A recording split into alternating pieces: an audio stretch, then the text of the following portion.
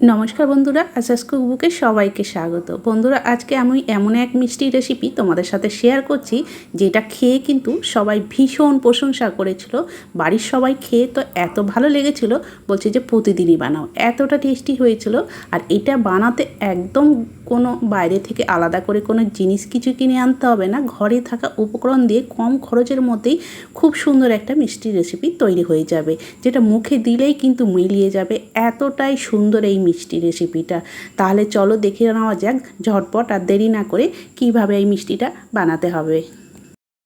দেখো, এই মিষ্টিটা বানানোর জন্য আমি এখানে নিয়ে নিয়েছি সুজি।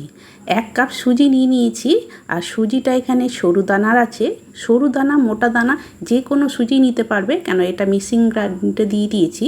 আর ওর মধ্যে দিয়ে দিলাম 1/2 কাপ চিনি। এবার ভালো করে এটা গুঁড়ো করে নিয়ে আসবো।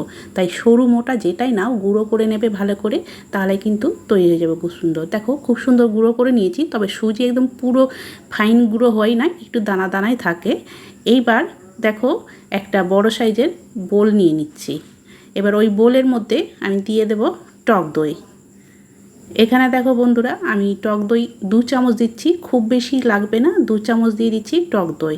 আর টক দইটা অবশ্যই কিন্তু বেশি ফ্রেশ নেবে, মানে 2-3 দিন আগেকার টক দই নেবে না, তাহলে কিন্তু একদম টক টক হবে, ভালো লাগবে না খেতে। একদম ফ্রেশ টক দই হলে সবথেকে ভালো হবে। এবার টক দইটা খুব ভালো করে ফেটিয়ে নিচ্ছি আগে। এইভাবে ফেটিয়ে নেবে যাতে ক্রিমের মতো হয়ে যায়, কেন টক দই না ফেটালে আগে দেখবে গোটা গোটা, মানে ছোট ছোট গোটা গোটা থাকবে। কিন্তু এইভাবে আগে ভালো করে একটু ফেটিয়ে নেবে। দেখো, আমি ফেটিয়ে নিলাম খুব সুন্দর করে। আর দেখতে পাচ্ছ একদম ক্রিমের মতো টেক্সচার চলে এসেছে। এবার ওর মধ্যে দেখো, আমি রিফাইন্ড অয়েল নিয়েছি, 2 চামচ রিফাইন্ড অয়েল দিয়ে দিলাম। দিয়ে আবারও দইয়ের সাথে রিফাইন্ড অয়েলটা ভালো করে মিশিয়ে নিচ্ছি। একদম খুব সহজভাবে ঘরে থাকা উপকরণ দিয়ে আজকের এই মিষ্টিটা তৈরি হয়ে যাবে। আর এতটা টেস্টি হবে যে দেখবে প্রতিদিনই বানাতে বলবে। ভীষণ টেস্টি হয়েছিল বন্ধুরা এই মিষ্টি রেসিপিটা। দেখো, ভালো করে মিশিয়ে নিয়েছি।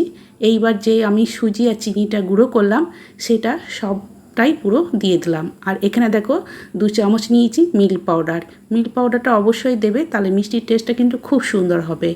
এইবার কাপে করে 1 কাপ জল নিয়েছি, অল্প করে জল দিয়ে ভালো করে ব্যাটারটা তৈরি করে নিচ্ছি। বেশি জল লাগবে না, যেহেতু টক দই আছে, তার জন্য অল্প করে জল দিয়ে ব্যাটারটা তৈরি করতে হবে। দেখো, ব্যাটারটা আমি একটু ভালো করে এইভাবে ফেটিয়ে নিচ্ছি। জল দেওয়ার পর একটু ভালো করে ফেটিয়ে নেবে, তাহলে কিন্তু ব্যাটারটা খুব সুন্দর তৈরি হবে। আর ব্যাটারটা খুব একটা বেশি পাতলা করতে হবে না, তার জন্য অল্প করে জল দিয়ে ব্যাটারটা তৈরি করবে।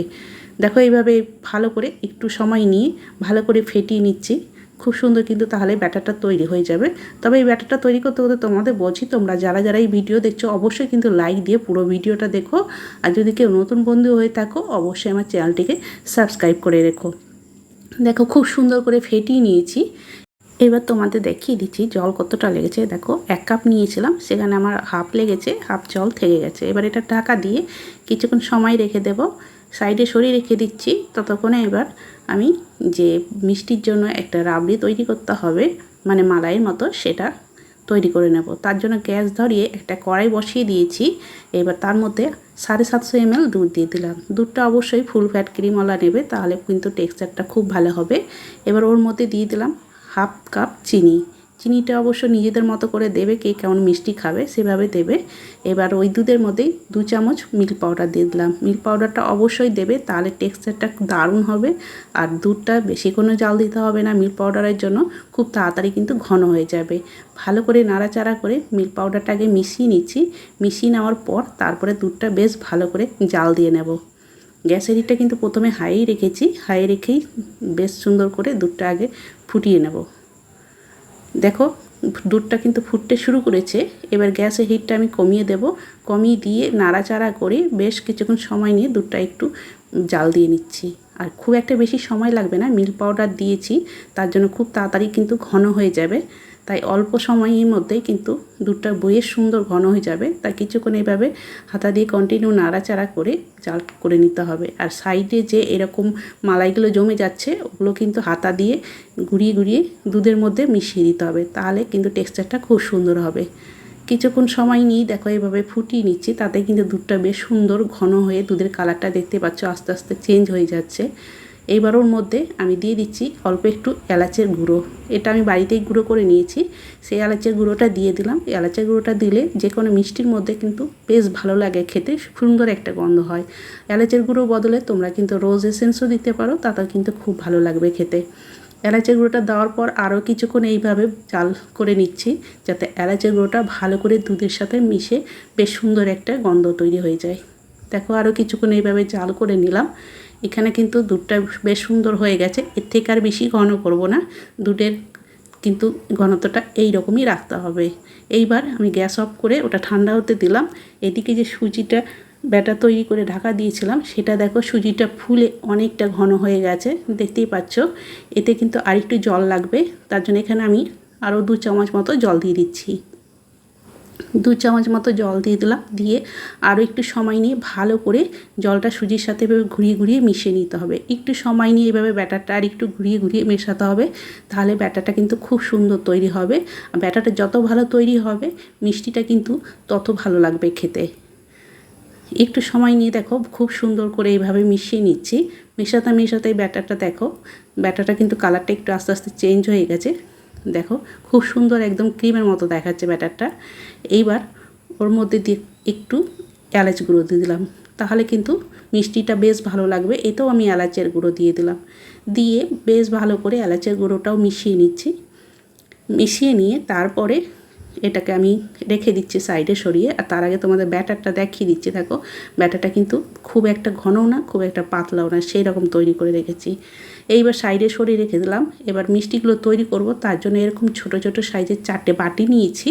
এবার বাটির মধ্যে অল্প করে ঘি ব্রাশে লাগিয়ে ভালো করে বাটির মধ্যে লাগিয়ে দিচ্ছি, যাতে এই মিষ্টিগুলো তৈরি করব। তাহলে কিন্তু এটা যেহেতু স্টিমে বসাবো, স্টিমে বসানোর পর যাতে এটা খুব সহজে বাটি থেকে উঠে আসে, তার জন্য একটু করে ঘি লাগিয়ে দিচ্ছি। 4টে বাটিতে ঘি লাগানো হয়ে গেল। এইবার এটাকে বাটিগুলোকে একটু সরিয়ে এইবার ব্যাটারটা নিয়ে নিলাম। দেখো এবার এই ব্যাটারের মধ্যে আমি দিয়ে দিচ্ছি 1 চামচ বেকিং পাউডার। আর এই দেখো একদম অল্প একটু সামান্য 4 ভাগের 1 ভাগ দিলাম বেকিং সোডা। এটা দিলে কিন্তু মিষ্টিটা বেশ স্পঞ্জি তৈরি হবে। আর এটাকে অ্যাক্টিভ করার জন্য 1 চামচ জল দিয়ে ভালো করে মিশিয়ে নিচ্ছি।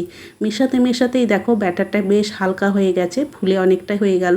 দেখে বুঝতে পারছো এটা মেশানোর সাথে সাথে কিন্তু খুব সুন্দর ফুলে যাবে ব্যাটারটা। আর বেশি সময় না, অল্প একটু ঘুরিয়ে নিলেই হবে। আর এই যে দেখো ব্যাটারটা এবার দেখে বুঝতে পারছো কেমন তৈরি করেছি। এইরকমই ব্যাটারটা তৈরি করতে হবে। এবার বাটির মধ্যে অল্প করে ব্যাটার দিয়ে দিচ্ছি, খুব একটা বেশি দিতে হবে না, কেন স্টিম হওয়ার পর এটা আরেকটু ফুলে বেশ বড় হবে, তার জন্য অল্প করেই ব্যাটার দিয়ে দিচ্ছি।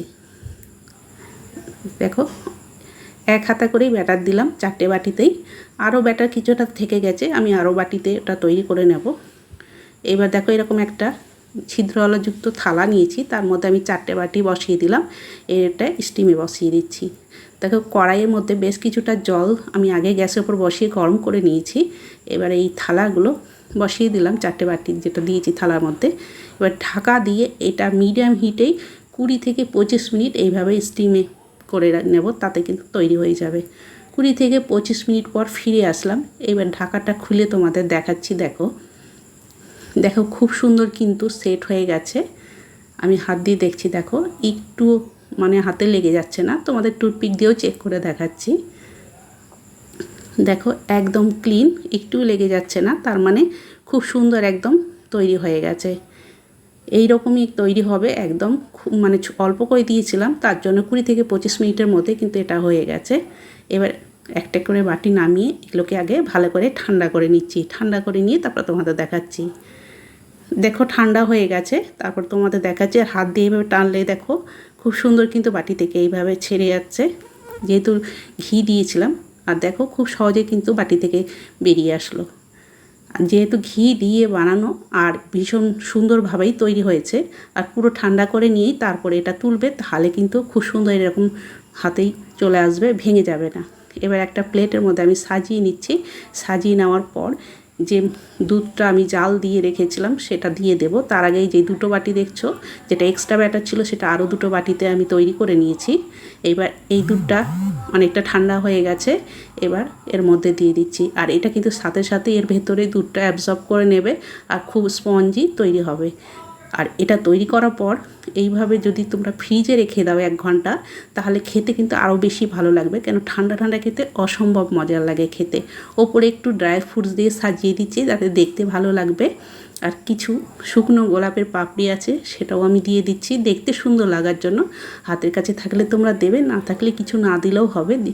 মানে খেতে অসম্ভব সুন্দর হয়েছিল বন্ধুরা, শুধু দেখতে সুন্দর লাগার জন্য আমি একটু সাজিয়ে দিলাম। আর এই যে দেখো, তোমাদের আমি কেটেও দেখাচ্ছি কতটা সুন্দর হয়েছে, একদম মুখে দিলেই মিলিয়ে যাবে, ভীষণ স্পঞ্জি তৈরি হয়েছে। আর সাথে সাথে দেখো ভেতরে কিন্তু এই মানে দুধের মালাইটা খুব সুন্দর গেছে, আর অসম্ভব সুন্দর হয়েছিল, ভীষণ নরম। তাহলে বন্ধুরা দেখতেই পেলে কত সহজভাবেই ঘরে থাকা উপকরণ দিয়েই দারুণ একটা মিষ্টি রেসিপি তোমাদের সাথে শেয়ার করলাম। তোমাদের কেমন লাগলো কমেন্ট করে কিন্তু অবশ্যই জানাবে। ভালো লেগে থাকলে বন্ধু আর ফ্যামিলির সাথে বেশি বেশি করে শেয়ার করে দেওয়ার অনুরোধ হলো। তাহলে আজকে এখানেই শেষ করি। সবাইকে অনেক অনেক ধন্যবাদ।